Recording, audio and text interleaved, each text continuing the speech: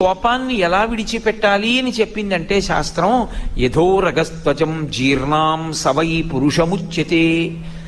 కుబుసం పాముకి ఎక్కడి నుంచి వస్తుంది? పాము ఒంట్లోంచే పుడుతుంది. పాము ఒంట్లోంచి పాముకి కుబుసం పుడితే పాముకి కళ్ళే కనపడవు, కళ్ళకు అడ్డంగా వస్తుంది కుబుసం. పాము ఏం చేస్తుంది? నా ఒంట్లో పుట్టిన కుబుసమే నా శరీర నిర్మాణం ఎలా ఉందో అలాగే ఉంది, దీన్ని వదిలేయడం ఎందుకని ఆలోచించదు.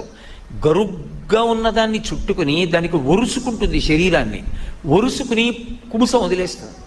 అందుకే ఎప్పుడైనా పాము కుబుసం కనపడింది అనుకోండి, ఆ పాము ఎంత పెద్దదో ఏ జాతి పామో చెప్పేస్తారు.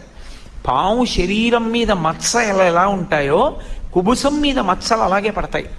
పాము తన ఒంట్లోనే పుట్టినదైనా కుబుసాన్ని తాను వదిలిపెట్టేస్తుంది తప్ప కుబుసాన్ని ఉంచుకోదు.